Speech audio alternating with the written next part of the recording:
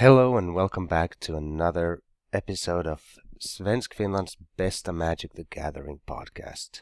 Today we're going to have a look at Modern Masters, the 2015 edition. And while there's probably a lot of primers and spoilers and set reviews out right now, just like we did with Dragons of Tarkir, we're going to have a look at the kind of tricks you can expect in combat in a limited, mostly draft environment. So, just like with Dragons of Tarkir, this is basically when you're thinking about attacking or blocking, your opponent has a few cards in hand, they have mana open. The aim of the video is to try to give you the best shot of playing around those tricks and being aware of what kind of things he might try to pull at you. Speaking of drafting, you can draft all day at Turun Fantasiapelit this incoming Saturday. I'll be there, and I hope I'll see you there as well. Not only that, but John told me that they will also be drafting Modern Masters on this incoming Friday night Magic. So, 4 o'clock on Friday night at Turun Fantasiapelit, or all day on Saturday, May 23rd. Starting at 10 a.m., they will start a draft as soon as a pod will fill up. The best chance to get into a pod right from the start is you just come up at 10 a.m. and if you're really quick, you might have time to play 2 drafts. So, I hope you join me at Turun Fantasiapelit for some Modern Masters drafting this incoming weekend. But anyway, let's move on to the actual tricks at hand.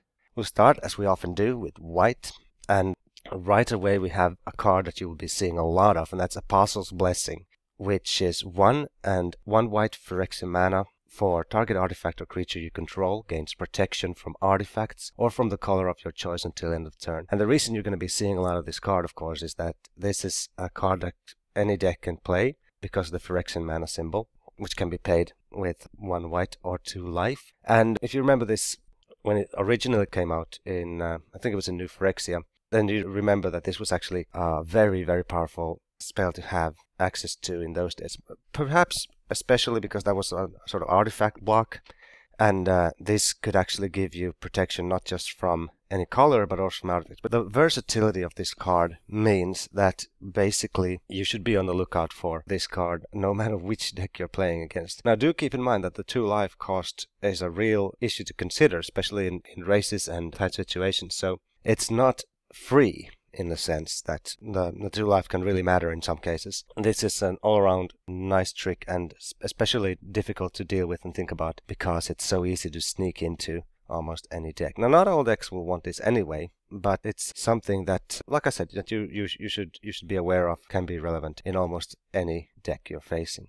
Next up is Dispatch, and unlike Apostle's Blessing, you won't see this in every deck because this card is virtually unplayable unless you are the artifact deck. And there is an artifact sub-theme in Modern Masters, and it's clear that they have put in the ingredients for it there with a bunch of artifacts. We have some affinity cards, we have Metalcraft. Whether or not how strong this archetype will actually be, how many people will try to draft it, how open it'll be, it's a complete mystery at this point. But it's an uncommon, so even not all artifact decks will even always have it. But seeing as it's only the artifact decks that will even want it, you should definitely be aware of Dispatch if you are facing down an artifact deck. Now, onwards.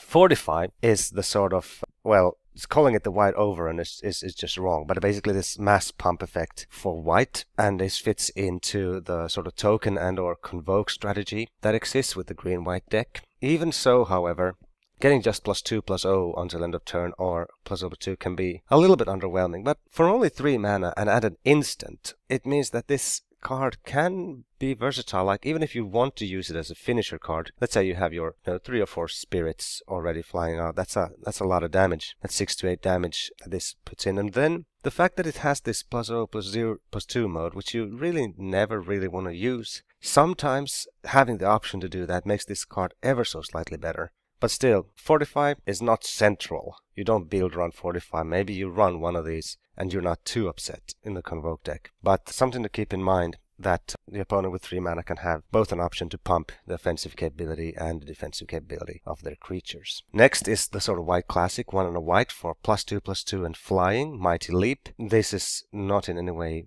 fantastic or not in any way surprising. This is just the sort of regular white pump that you want to keep in mind. Especially the flying bit can be something to keep in mind if you're lacking flyers yourself and the race is getting close. This is the way to get through the last couple of things. You might want to have 1, maybe 2 of these in your deck at most. it's just a decent trick to have stored in your sleeve. The sort of, how should I say, perhaps not most versatile, but the trickiest instant or trick that white has in their bag of tricks is Otherworldly Journey. For one on a white, this arcane spell exiles a creature, but it returns it on the next end step with a +1/+1 counter on it. So this gives you a number of options. If we just start with why I have it included in the tricks section, is that what you can do is this can be used to sort of exile the opponent's only blocker, or if they're double blocking, you can exile one of their creatures to win that combat. And in some cases, it's actually worth it for you to exile the creature, even if it's going to return with a +1/+1 counter on it. Especially, of course, if what you're exiling is a token, in which case it doesn't come back at all. You have a number of other options. You can exile an opponent's creature for an entire turn by exiling it on the end step, when it will then return on the following end step, which is something to keep in mind. If you want your creature to come back in time for it to attack on your turn, you want to make sure you exile your creature at the end of your opponent's second main step. This way, it returns already on your opponent's end step, and you'll have control of it, and you'll be able to attack with your bigger creature on your own attack phase. So that's the reason Otherworldly Journey gets the sort of mark of the most tricky trick of white. Does this make it good? It's definitely has a number of different uses. So it can definitely be a card that helps you win a game, but its general power level is not huge. So, and as far as the arcane ability to, I think I counted one or two, at most two cards that cared at all about something being arcane. We don't have Splice in this set or anything, so there is a really bad rare artifact that makes your arcane spells cheaper. Making this cheaper, it's already just one and a white. It's not a major thing to consider. So Otherworldly Journey, used correctly, you can do some pretty fancy things with it, and if you're into that, then go crazy, go nuts. But other than that, just a sort of meh card. And that's almost it for white, but we still have one more card, and that card is Raise the Alarm. You remember earlier when this has come out in the previous sets, taken this early, and I'm not sure if it's that great now, but it's a sort of good card for the Convoke deck. Putting 2/1/1 soldiers up at instant speed is never really bad. So in a white-green deck that wants to have a lot of people on the board early on, this is solid, and Raise the Alarm is good once again, unless you have some creatures early on. Okay, that was all white had to offer. Now let's take a look at what is in store for blue. First, I want to mention that in this section I have decided to divide up counterspells in a different section, and you might also have noticed that I haven't brought up any rares yet. I'll also deal with the rares in a separate section. I'll start with the commons and uncommons, because we will mostly just see those in a draft, but I'll deal with the commons later on. I'll also deal with the counterspells later on. So that's why blue will only have a few tricks here now, because counterspells are put in their own category. So the first thing we look at from blue is Repeal. Return a non-land permanent. So please note that's a permanent, includes artifacts and enchantments, and also planeswalkers, although there's only one planeswalker in the entire set, so that won't be relevant very often. And you have to pay the mana cost and 1 blue to bounce the permanent. And what makes this card playable in addition to it being an instant is that it also cantrips, it also draws a card, replaces itself. So a decent tempo play, a sort of regular blue bounce, which is as good as these usually are. But the added value of Dragon card makes this something I wouldn't mind playing at all. 1 or 2 of, depending on the type of deck I have. In this format, there is a lot of counters involved. So if playing against one of the graph decks, for example, this bounce gets added value. Another thing is bouncing tokens. There's a lot of tokens going on. For one, those are cheap to bounce since they don't have a mana cost. And when you bounce tokens, of course, they cease to exist, so it becomes a removal spell. And finally, there are even some occasions of -1/-1 counters, and of course, bouncing your own creature allows you to reset these kinds of things or knock off an arrest, which is also in the set. So there's a lot of sort of versatility to this card. There's a lot of ways you can do it, and as always, it always draws you a card.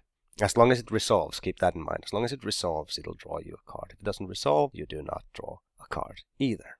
So, Steady Progress, 2 and a blue for Proliferate. Once again, this also draws itself a card, so even if you have no counters at all, it'll still draw you a card. And you might, for a moment, wonder, why did I put a Proliferate card in a combat trick situation? Because in itself, it doesn't do anything to combat at all. The idea, of course, is that you need to have creatures with counters, or something with counters on that can affect combat here. So this is a bit situational. There's a kind of the blue-black card that has some ways to add -1/-1 counters. The blue-green deck is again dealing with +1 counters with the graph decks. So this has a bit of a setup cost to make it work, and then it can work. So this is not something perhaps that you'd want to pick very highly. I don't want to run too many of these at all, because many times it'll just be a card that has 2 and blue for cycle, and you don't need me to tell you that's not very good. Okay, onwards. Vapor Snag, however, is quite nice in that it's again just a bounce just for creatures, but it's always just 1 blue. And the controller of the creature, so if you bounce your own, that would be you, loses 1 life. And this, tight races, this can be very, very relevant. And do keep in mind, of course, that in case you're playing a weird Grixis Bloodthirst deck, is that life loss doesn't count as damage, so it won't trigger Bloodthirst, in case you're wondering about that. But at any rate, this is an efficient sort of tempo removal bounce spell. It doesn't draw your card, you notice that probably right away, but it still doesn't mean it's not a completely decent playable card to clear space for an attack. Vapor Snag, decent card. Finally, we have another form of Dance of the Skywise, which has not received very much love in Dragons of Tarkir for the reason that it is not very good. Let's see what this changes then. So this also makes the base power and toughness 4, and it gains flying. But notice the difference here. It doesn't lose any other abilities. So unlike Dance of the Skywise, this still allows the original creature to keep whatever intrinsic abilities it had from the start. It also is a changeling. So this card itself becomes all creature types. It's a tribal card, and it makes the creature that you target, that creature also gains all creature types. This has very, very limited effect in this set. There are very few cards that care about spirit spells being cast. There's a 1 card that makes mana that you can use, I think a Smoke Trailer, that makes mana that you can use to cast elemental spells, and since this is a shapeshifter, that means it's also an elemental spell, so it would allow you to use it for this card. And there's also an Elemental Lord, meaning that there's a card that makes elementals stronger, so this would affect this card, making it at least a 5/5. But other than that, Wings of Velis Vel is unimpressive, and a lot of this, it seems like there are a number of sort of tribal instants in this set, but I don't feel like there is very much I might be wrong about that, but it feels like the tribal instants do not have very much limited synergy in this set. Anyway, Wings of Velis Vel, it's a trick, something that you should know about, and it has a few interactions that might come into play sometimes that you might want to be paying attention to. That can be some interesting rules interactions in this format. That's it for blue. Not very much, since we took away the counter spells. And mostly, as we expect from blue, tempo spells and bounces. The bounce spells that were there were good though, so keep those in mind. You will be seeing them. Black has some really good removal here in this set. The sort of king of that removal might be Dismember. Target creature gets -5/-5, and this is one of these ones that you might see played in other decks as well, because it's a 1 and 2 black Phyrexian mana symbols. Now, again, so this means that you might see this come out as a 1 mana removal spell, but that's 4 life that needs to be paid. And depending on the situation, that can be a quite steep price. But as you are getting -5/-5, that kills a lot of the creatures in this format. So I wouldn't be surprised to see people running this in any deck. I also think Dismember is one of the uncommons that actually is worth a bit of money. So don't expect to see this wheel or anything. This card will be picked up, and most often this will probably be taken second pick. Someone will take the rare if it's a money rare, and next up they'll pick up Dismember. So this card will go early, and don't be surprised to see it played in any deck. People will play it as a 1 mana, lose 4 life, target creature gets -5/-5 until end of turn. And I might actually play myself like that, but obviously in a black deck it becomes even better. So that's the sort of black Phyrexian mana card. We saw one in white. Didn't see one in blue because Mental Misstep is something that Wizards probably doesn't ever want to print again. It was a bit too powerful, but we'll be seeing some Phyrexian mana cards in red and green as well. But now onwards with the rest of the black cards. So Grim Affliction is the first of the -1/-1 counter cards that has Proliferate tacked onto it. So this is basically a card that says put 2 -1/-1 counters on target creature, because Proliferate. And Proliferate, of course, means that you can increase any counters on any permanents on the board, your own as well as the ones that your opponent control.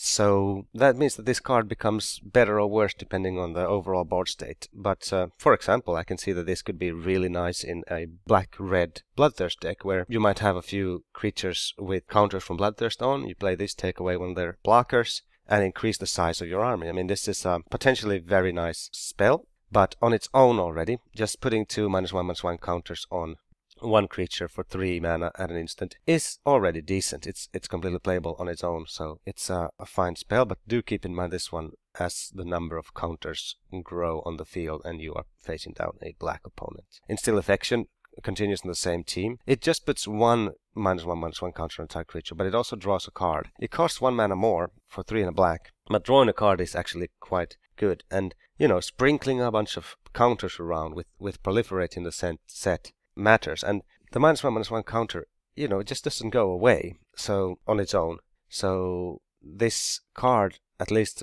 when it was originally printed in the Mirrodin set, was better than, I think it was Mirrodin Besieged, if I remember correctly. I'm not too sure. It was a lot better than it seemed. It killed right off X1s, of course, and give you a card, but also, just making their bigger creatures just a little bit weaker. As it is an instant, this can help you win combat and help you draw towards your next threat. And don't underestimate this creature, even though it just says 1 -1/-1 counter, because it's actually a pretty nice card. Nameless Inversion is another one of these tribal instant shapeshifter cards that has very limited application. Now, this gives +3/-3 and loses all creature types until end of turn. So it's kind of like a way to remove any kind of tribal synergy that an opponent might have. However, these tribal synergies are very minimal in my opinion.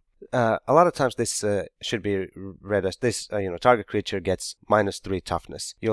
Most of the time you'll play this as a straight out removal spell. Anytime when you play a sort of plus-minus spell, there's a risk for a blowout. Let's say that you're trying to get rid of a blocker or an attack by giving it -3. The opponent responds by pumping it, and suddenly you have inadvertently given it a bonus to attack. But this is something you need to be aware of, and playing against a wider green opponent, consider what spells you might have in hand before casting Nameless Inversion on a threat. But anyway, -3 toughness takes care of a good bit of the creatures in the format, and so it's a perfectly fine removal spell that every now and then sometimes might also work as a kind of risky pump spell to your own creature.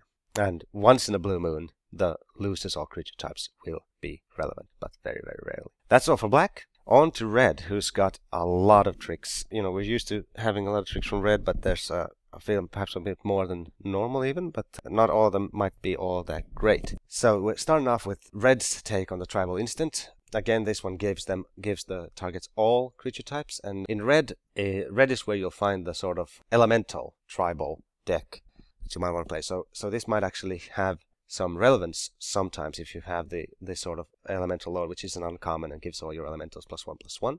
Up to 2 targets each get +2/+0 and gain all creatures until end of turn. So you'd really only want to use this as kind of a finisher thing, because getting just additional offense won't help your creatures win combat. You don't get first strike, you don't get trample, you don't regenerate. So my first reaction to this card is I'm not impressed, and unlikely won't be either. But it's a great way to sort of get the last couple of damage through. Not through, actually, but in, if you have evasive creatures already. And it helps your creatures trade up at the cost of a card. Again, I'd say that the gaining creature types is an extremely marginal effect. Might be wrong with that. Just remember that this card does do that, and every now and then it might be relevant. Brute Force, however, is it's almost the sort of solid pump of the set. One of the most efficient cards. It's just very, very simple. 3 power, 3 toughness for 1 red. It's that card that they might very well have, and the red decks very often will want to have 1 or 2 of these things, and it'll just smash in for 3 more damage if you don't block it. It'll win combat in most cases if you do block it. And there's nothing special about this card except that you should just keep in mind that it exists. For 1 red, they might increase the size temporarily of their creature by 3. So keep Brute Force in mind. Now, Burst Lightning. Now we're getting to a very, very efficient spell. So basically, what we have here is Shock Plus. I mean, just for 1 red, this is Shock. But add 4 colorless mana and you double the damage that it does. And it might feel like an awful lot to pay for doubling damage, but it's definitely worth it when you can do it. Just having the option tacked on to Shock makes this such a much better card. And Shock is already an early pick and a good spell in its own right. So adding an ability to Shock makes this card just better. Fiery Fall looks really crap. For 5 and a red, you get 5 damage to target creature, so not even player. The thing that makes this possibly playable in your crazy 5-color good stuff deck or multicolored deck is the basic land cycling option, which means you always be able to cycle this for a land. And sometimes you want that. This card won't go early, I do not think. If you are the deck that needs fixing, this is a card that can help you do that while giving you some utility in the late game if you've already gotten all your colors. It's a removal spell, sure enough. If you're desperate for those and you really need one, then picking up this 6 mana deal 5 damage. Sure, go ahead. And but this is part of a cycle. All colors have one of these land cycling cards that are, generally bad cards that also offer land cycling ability. And it's a way to fix mana for those slightly more ambitious creative builds that some of you very probably will end up building, and you'll end up playing this card. And maybe I'll lose to it. But its overall power level is quite low. Smash. Smash to Smithereens is a sideboard card against the artifact deck. Well, I can basically almost say that straight out. Destroy target artifact. Smash to Smithereens deals 3 damage to that artifact's controller. So please keep in mind that you can't use this thinking, alright, I'll sack one of my own artifacts to play. This is not that card. There's a card that has been printed earlier that allows you to sack your own artifact to deal damage. This is not a card like that. This is strictly against your opponent's artifacts, and destroying one of their artifacts simultaneously deals 3 damage to them. So it's a very good sideboard card against the artifact deck, but it has extremely narrow line of application outside those situations. And I don't think I need to say very much about Lightning Bolt. The best, most efficient removal spell ever. 1 red, deal 3 damage to target creature or player. This is sort of in line with Dismember in the sense that it's going to go early. Second pick in the decks that have a money rare. First pick in the decks that in the packs that don't. And yeah, you want this card, and you don't want to ever have less than 4 in your collection. I've of course sold all of mine away and feeling a little bit silly about that, but not really. So this card is, if you pardon the pun, it's the nuts and bolts of any good red deck. Alright, so on towards green. Now, green is as usually known for just their regular straight out pump spells, and mutagenic growth is no exception. +2/+2 until end of turn sounds not too impressive, except when you have a look at the fact that it costs only 1 green Phyrexian mana. Which means, once again, this is a card that can be played in any deck. You might not want to play it in every deck, but it's a card that can pump a creature even if they're tapped out. Which makes this a extremely good card to play in the Infect deck, in the Constructed deck. It also makes it completely reasonable, interesting in a limited deck. It's not a high pick by any means, but it's something you can probably expect green players to maybe want to have in their deck, as it is a chance to sort of sneak in a pump when it's not expected. So anyone playing green might have one of these, so be on the lookout. Be careful that they might hold mutagenic growth, even if they're tapped out, especially if they're looking kind of sneaky. Be aware of this card, but nothing else to say really about that. Plummet, straight up sideboard card. Be mindful of Plummet playing against a green creature when you have your flying bombs, or even just flying creatures in general. But usually this is only sided in if the opponent sees you playing some flying bombs, because otherwise a lot of times it's not worth trading a card for a sort of mediocre flyer. Scatter the Seeds is a card that fits in only in the green-white Convoke deck, seeing as it has Convoke, and it then helps your further Convoke spells even more by putting 3 green sapling creature tokens onto the battlefield. So this is actually quite decent. It's no what was that white card that summoned 3 spirits? Now I can't remember the name of it, but it's not that. It's nowhere near as powerful, since these creatures that you get do not have flying, are not evasive creatures, so it just adds to your body count on the ground. Overrun is in the set though, so keep that in mind. But a decent way to squeeze out 3 green creatures, especially if you have a lot already. So a sort of filler card, or a decent card in a particular deck, but doesn't have much application outside of that deck.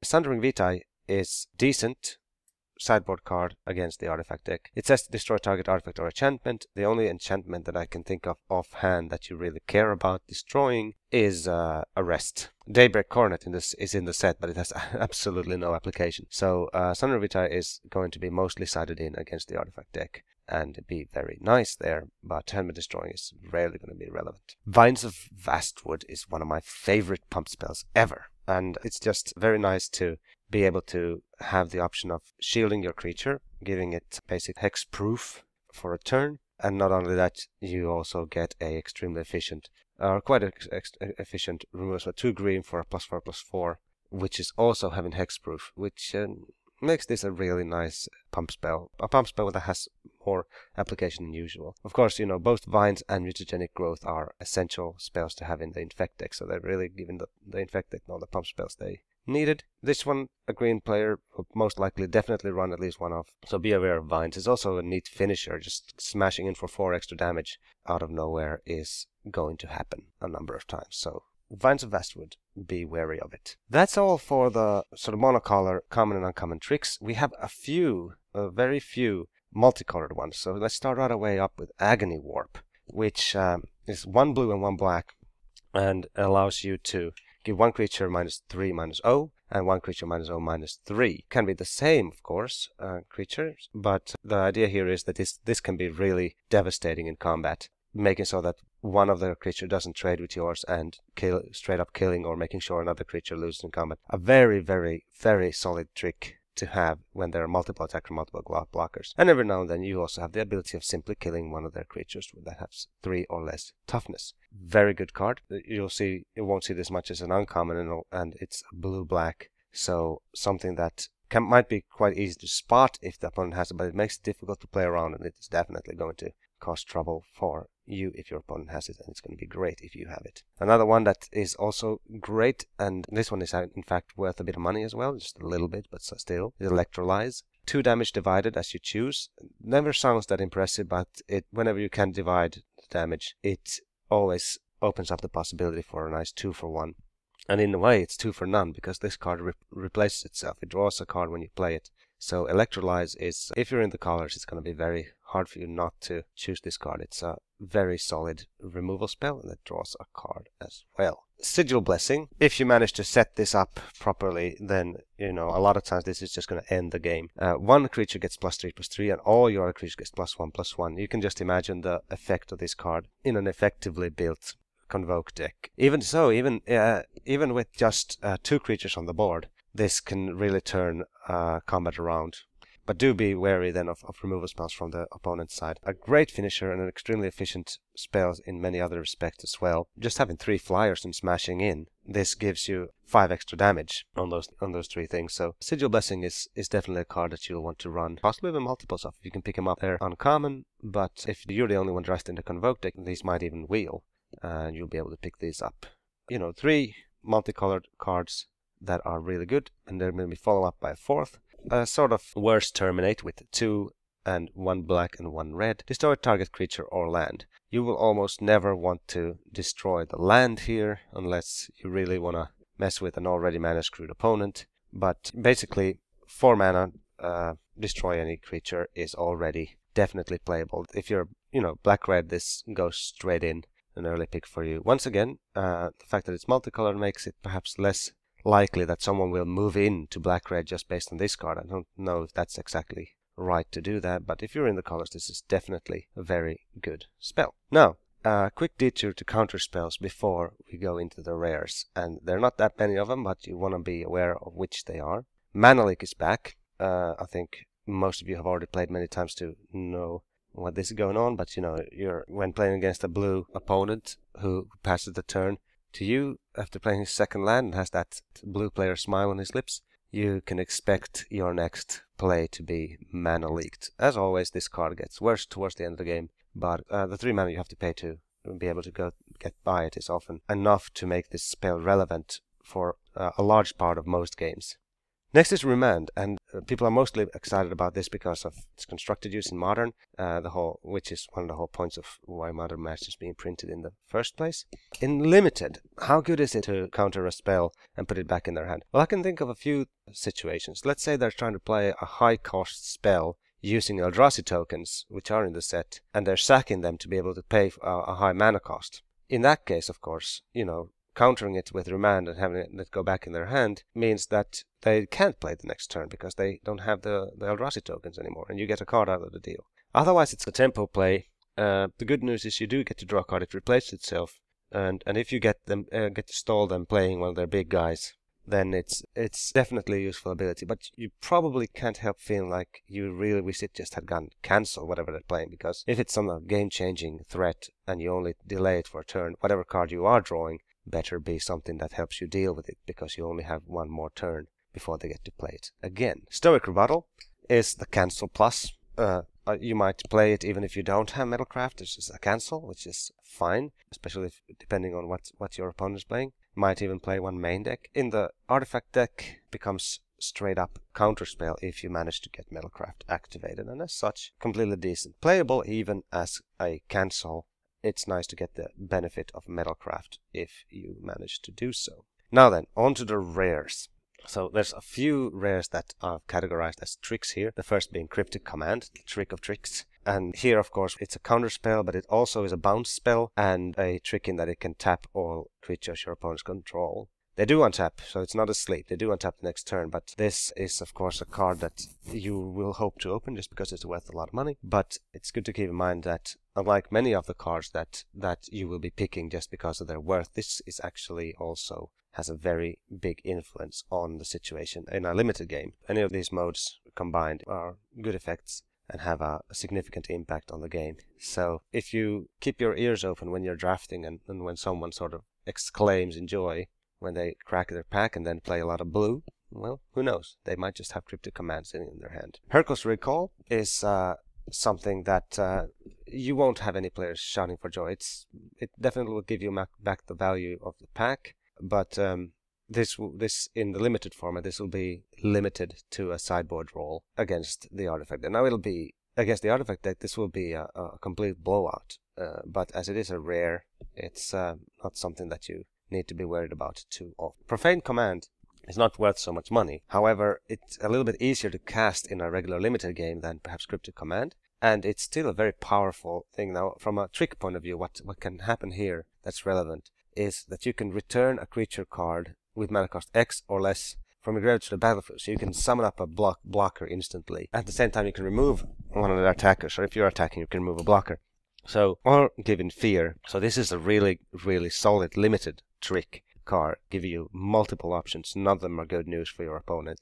So very powerful limited trick. However, you will be disappointed if you open this up, as it means that you are losing money on that pack because it's not worth much of anything. Comet Storm.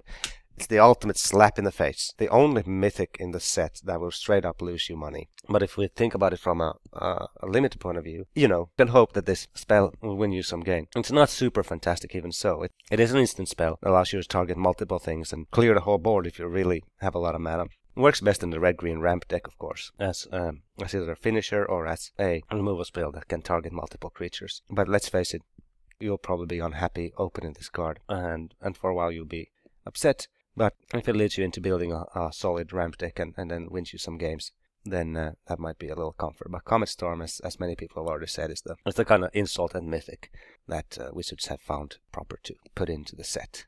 Finally, the card that I will sort of nominate as the most fun card to play, and just because there's just nothing not to like about this card. The name already, Mystic Snake. It's fantastic. What's mystic about it? It just sort of sneaks up and it goes boo. The art is fantastic. The casting cost is a bit abysmal in that it costs one green and 2 blue, so it's firmly only into the sort of green-blue deck. But, it's a flash card. You counter a spell and you get a body, and it's a very satisfactory thing to do. It's a very good card. Of course, it has a prohibitive casting cost, but every now and then, and you'll be very sorry when you have to do this, every now and then you'll flash it into chump or flash it into trade with a creature, and it's good that it has that capability too. But of course, the most often you'll want to flash this in to counter a combat trick, or flash this in to counter one of their big dudes and gain a body out of it. It's a fun little snake. And that's it. That's all the tricks that affect combat in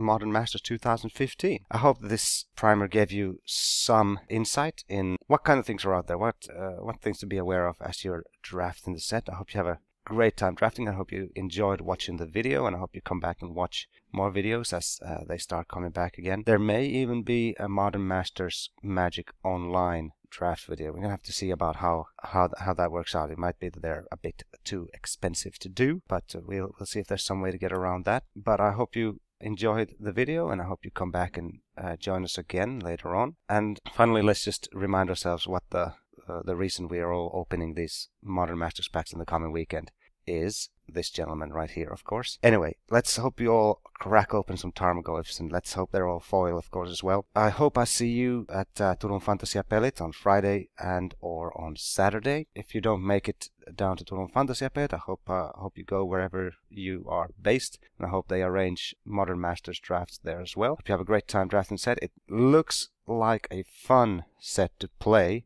Never mind all these card valuations and stuff like that. That kind of stuff matters more after you've finished playing. But it's nice to have these kind of goofy or high-powered sets to play around with every now and then. And I hope you all have a great time trying it out in the coming weekend. Thanks for watching. I'll see you next time.